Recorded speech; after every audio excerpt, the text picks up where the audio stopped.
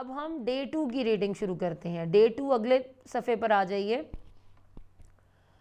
Last term the class had a test. Last term TERM term the class had a test. Term क्या होती है? वो आपका जैसे टर्म टेस्ट होता है, फर्स्ट टर्म एग्जामिनेशन होते हैं, फिर सेकंड टर्म, फिर थर्ड टर्म या फाइनल टर्म एग्जामिनेशन। तो वो कह रहे हैं कि last term the class had a test. जो पिछली आखिरी टर्म थी उसमें क्लास का एक टेस्ट हुआ। The teacher gave some prizes. The teacher gave some prizes. और टीचर ने क्या किया, उनके उस्ताद ने क्या किया कि उनको कुछ इनामात दिए। Here they are. वो इनाम क्या हैं? वो ये हैं जो ये पिक्चर में नज़र आ रहे हैं। Here they are. ये जो पिक्चर है इसमें मुख्तलिफ लोगों के नाम लिखे हुए हैं कि किसको फर्स्ट प्राइज़ मिला, किसको सेकंड, थर्ड, फोर्थ। अब उन्हीं के मुतालिक आगे ये कुछ क्वेश्चंस हैं जो पूछे गए हैं। Did Jamil win a prize? Did Jamil win a prize? Yes he won the first prize. Yes, he WON won the first prize. उसको कौन सा प्राइज मिला? फर्स्ट प्राइज मिला। Did उज़मा win a prize? Did उज़मा win a prize? Yes, she won the second prize. Yes, she won the second prize. The first prize is for Jamil. The first prize is for Jamil. Jamil को पहला इनाम मिला। The second prize is for Uzma. The second prize is for Uzma. दूसरा इनाम उज़मा को मिला। Who is the third prize for? Who is the third prize for? आप यहाँ पिक्चर में से देख के बता सकते हैं कि थर्ड प्राइज किसको मिला? यकीनन आप बता सकते हैं। आप ये देख सकते हैं कि थर्ड प्राइज नासिर को मिला। तो आप ये कह सकते हैं कि Nasir won the third prize. Nasir won the third prize. इसी तरह उन्होंने पूछा है who is the first prize for, fourth prize for. Who is the fourth prize for. तो आप यहाँ से देखिए फोर्थ नंबर पे कौन है? फोर्थ नंबर पे ज़ेब लिखा हुआ है, ZEB। तो आप कहेंगे कि ज़ेब इज़, अब यहाँ पर ये कह सकते हैं कि Zaib won the fourth prize. Zaib won the fourth prize. Who is the fifth prize for?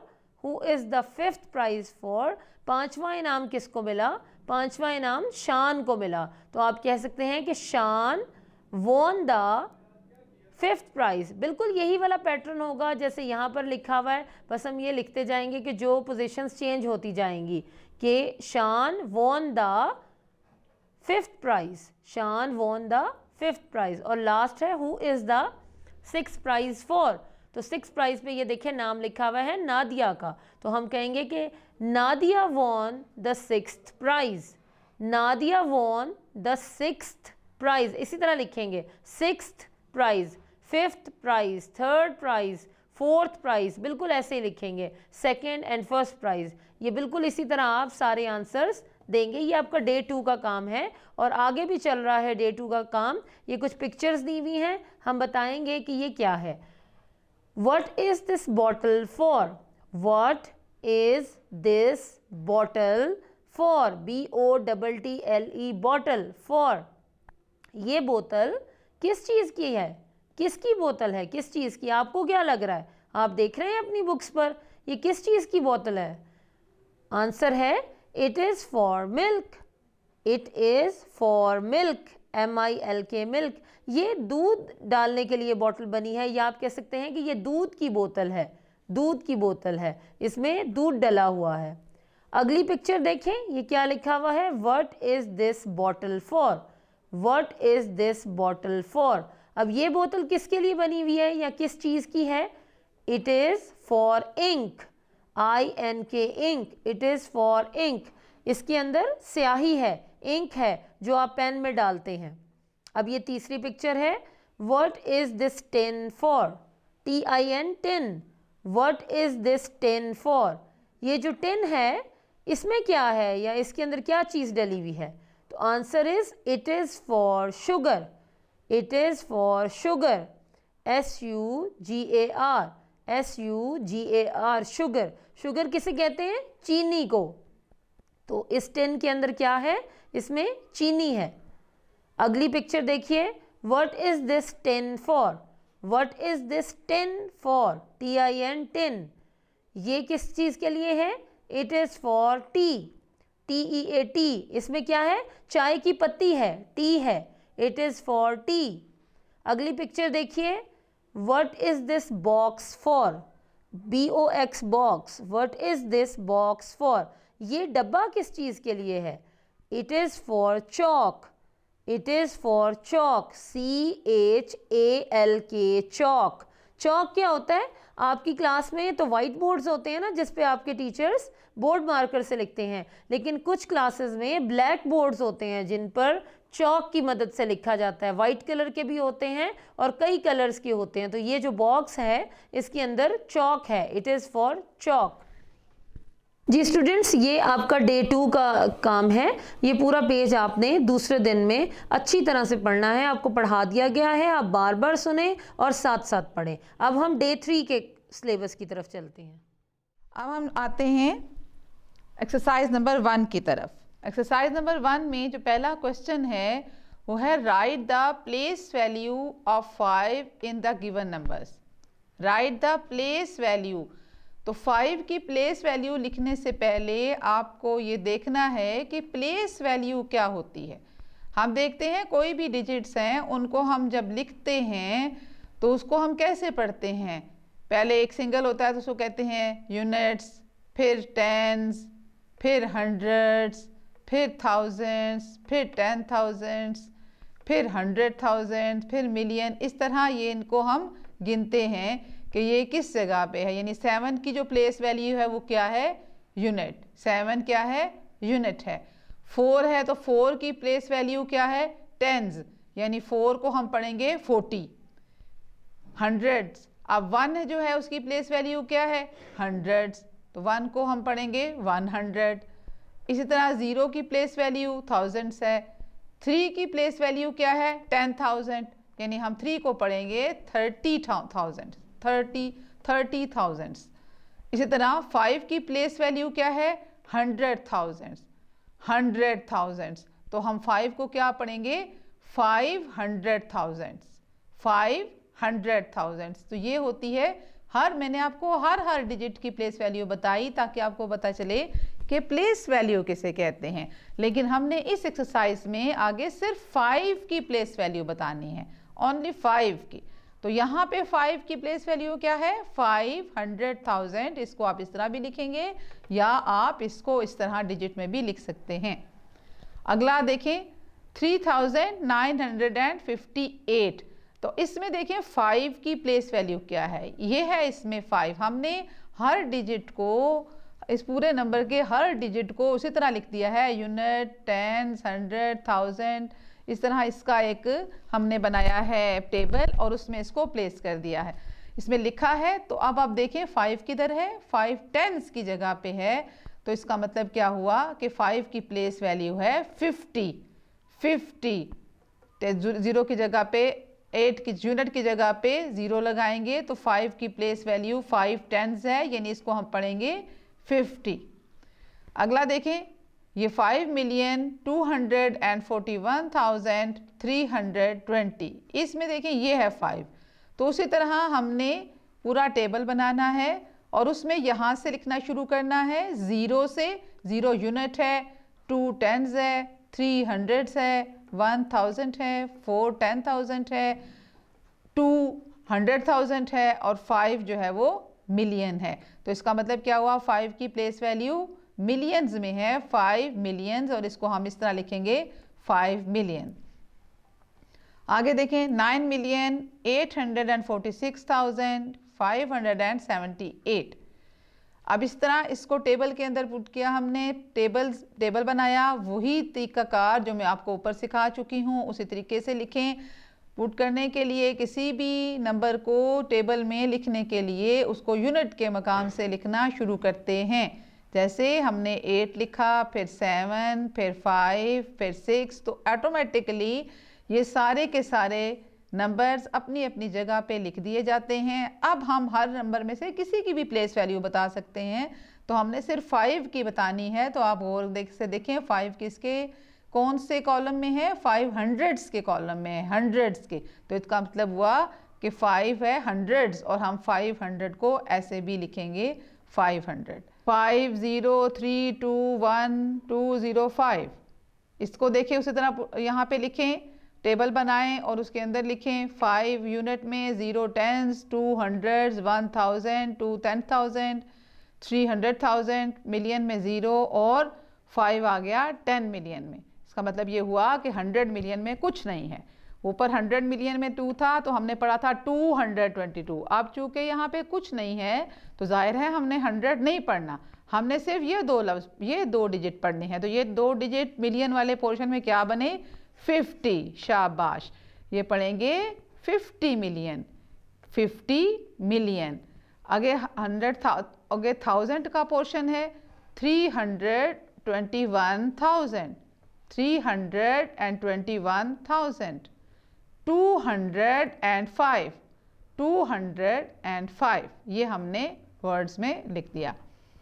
अगला क्वेश्चन देखें, क्वेश्चन देखें 90050145। इसी तरह टेबल्स में एक एक डिजिट को अलग अलग पुट किया तो हमने देखा कि 9 10 मिलियन में आ गया। तो 9 और 0 ये मिलियन वाले खाने का, मिलियन वाले पोर्शन का डिजिट 90 बना। तो हमने क्या पढ़ा, 90 मिलियन। क्या पढ़ा, 90 मिलियन। इसी तरह 1000 वाले पोर्शन का देखें, इसमें 100 नहीं है तो ये भी 50 है, तो हम क्या पढ़ेंगे 50,000। क्या पढ़ेंगे 50,000। और आगे में 100 है तो हम पढ़ेंगे 145, 145। अगला इसी तरह डिजिट है 521000। इस सारे नंबर को हमने एक एक डिजिट एक एक इसमें पुट कर दिया, हमने टेबल बनाया और लिख दिया सारे के सारे, जिस तरह मैंने आपको ऊपर समझा दिए थे। तो आपने देखा कि मिलियन वाले खाने में सिर्फ एक डिजिट है, सिर्फ यूनिट का डिजिट है 4 मिलियन, जस्ट 4 मिलियन 521,000। 1000 वाले पोर्शन में 521 है, 521,000। अगले वाले पोर्शन में कुछ नहीं है तो अब हम जाहिर है कुछ नहीं बोलेंगे, लिखेंगे तो 000 लेकिन बोलेंगे कुछ नहीं। तो हम इसको क्या पढ़ेंगे 4,521,000। स्टूडेंट्स अब डे 2 का काम पढ़िए। ये नज़्म डे 2 में आपने यहाँ से पढ़नी है। जब बाग में कोयल गाती है, जब बाग में कोयल गाती है, जो कभी नजर नहीं आती है। जब बाग में कोयल गाती है, जो कभी नजर नहीं आती है, बस कूकू कूकू करती है, बस कूकू कूकू करती है और दिल पर जादू करती है। जब बाग में कोयल गाती है, जो कभी नजर नहीं आती है, बस कूकू कूकू करती है और दिल पर जादू करती है।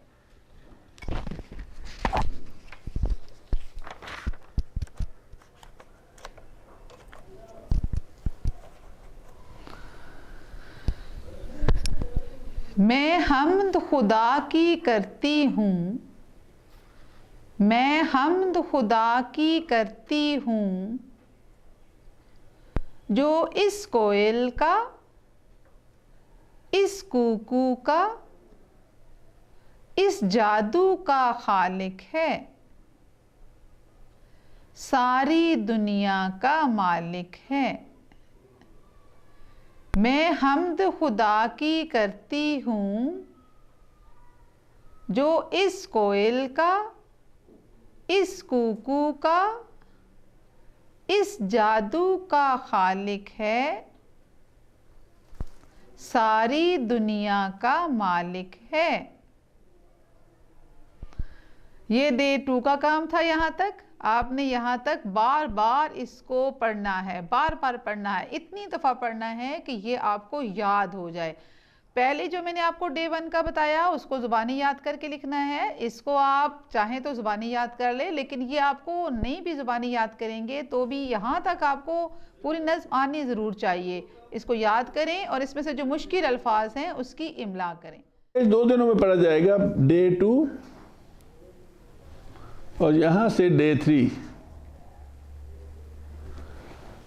डे 2 में हम पढ़ेंगे organs. Groups of tissues that work together are called organs. Tissues के ग्रुप जो इकट्ठे काम करते हैं ऑर्गन कहलाते हैं। The body's functions are performed by organs.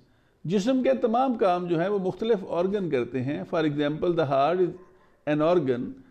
Heart भी एक ऑर्गन है, मेड अप ऑफ टिश्यूज, जो मुख्तलिफ टिश्यूज का बना है। दैट कॉन्ट्रैक्ट्स, जो कि सुकड़ता है, कॉन्ट्रैक्ट्स सुकड़ता है, टू पंप ब्लड, ब्लड को पंप करने के लिए, to all parts of the body, जिस्म के तमाम हिस्सों में। It is a very powerful organ. ये एक बहुत ही ताकतवर ऑर्गन है। एंड वर्क्स कॉन्स्टेंटली, और ये मुसलसल काम करता है, ये रुकता बिल्कुल नहीं है। डू यू रिमेंबर, आपको याद होना चाहिए, the 5 sense organs are eye, nose, tongue, ears and skin. Sense organs जो हैं वो हैं eye, nose, tongue, ear and skin. Some organs of the body. The human body consist of many organs. बहुत सारे इसमें ऑर्गन होते हैं। Brain है, लंग्स हैं, किडनीज हैं, हार्ट है, स्टमक है। ये सारे जो हैं ये ऑर्गन हैं। Do you know there are many bones in the human body. An adult body has 206 bones. एक बड़े आदमी के जिस्म में 206 हड्डियाँ होती हैं। वाइल अ बेबी हैज़ 300, लेकिन एक बच्चे के जिस्म में 300 हड्डियाँ होती हैं। वाई इज इट सो, ऐसा क्यों है? It is because as we grow older some of our bones fuse together to make bigger and stronger bones. जो जो हम बड़े होते हैं हमारी कुछ हड्डियाँ आपस में मिल जाती हैं बड़ी हड्डियाँ बनाने के लिए, तो लिहाजा उनकी तादाद कम होकर 206 रह जाती है। Organ system. Although each organ has a special function, अगरचे हर ऑर्गन का एक ख़ास काम होता है। It also works as part of a group of other organs called an organ system. ये किसी और ग्रुप ऑफ ऑर्गन्स के साथ मिलकर भी काम करता है ताकि एक ऑर्गन सिस्टम बनाए। अब हम आगे चलते हैं डे 2 की रीडिंग की जानिब। डे 2 में हम ये वाला पैराग्राफ जो है यहाँ से नीचे तक इसकी रीडिंग करेंगे। Today we know quite a lot about the earth. Today we know quite a lot about the earth, the other planets, the sun, the stars and space. आज हमें बहुत सी नई और मुख्तलिफ बातें पता हैं ज़मीन के मुतल्लिक, दूसरे प्लैनेट्स के मुतल्लिक, सूरज के मुतल्लिक, सितारों के मुतल्लिक और पूरी स्पेस के मुतल्लिक। हमें आज बहुत सी और भी इंटरेस्टिंग और बड़ी ही इंफॉर्मेटिव बातें पता हैं। एस्ट्रोनॉट्स, एस्ट्रोनॉट्स, एस्ट्रोनॉट्स, एस्ट्रोनॉट्स, क्या वर्ड है ये? एस्ट्रोनॉट्स। एस्ट्रोनॉट्स कौन होते हैं? जो खला में, जो स्पेस में जाते हैं और जाकर मुख्तलिफ़ किस्म के काम करते हैं। आपने देखा होगा कभी मूवीज़ में भी कि जो रॉकेट पे बैठ के लोग जा रहे होते हैं, या स्पेस शिप्स में या मुख्तलिफ़ चीज़ों में बैठ के लोग जा रहे होते हैं स्पेस की तरफ। जैसे ये देखें, इस पिक्चर में एक एस्ट्रोनॉट की तस्वीर दिखाई हुई है जो चांद पर गया। जब सबसे पहले चांद पर इंसान ने कदम रखा, ये उस वक्त की तस्वीर है। An astronaut on the moon, किसी एस्ट्रोनॉट की है जो चांद पर गया हुआ है। तो एस्ट्रोनॉट्स वो लोग होते हैं जो स्पेस में काम करते हैं। Astronauts have been into space in spaceships. Astronauts have been into space in spaceships. Man has even landed on the moon. Man has even landed on the moon. Astronauts spaceships में बैठकर अब space में जाते हैं और इंसान ने चांद पर भी कदम रख लिया है। Machines called space probes. Machines called space probes have been sent out into space to find out more about the universe. बहुत सी मशीनें स्पेस में भेजी जाती हैं ताकि यूनिवर्स के मुतालिक मज़ीद इंफॉर्मेशन, मज़ीद मालूमात लेकर आ सकें. सैटेलाइट्स ऑर्बिट का मतलब होता है गो राउंड, यानी किसी चीज़ के गिर्द घूमना, चक्कर लगाना. सैटेलाइट्स ऑर्बिट, यानी ये ब्रैकेट में ऑर्बिट का मतलब लिखा हुआ है go round the earth. Satellites orbit the earth. Satellites क्या करती हैं? ज़मीन के इर्द गिर्द, ऐसे जैसे ये ज़मीन है इसके इर्द गिर्द चक्कर लगाती रहती हैं. They receive and send radio and television signals. They receive and send radio and television signals and gather and send information. Satellites क्या करती हैं? टेलीविज़न के, रेडियो के सिग्नल्स भेजती हैं और मुख्तलिफ़ किस्म की इंफॉर्मेशन इकट्ठी करती हैं, गैदर करती हैं, इकट्ठी करती हैं. मसलन किस तरह की? such as high quality images,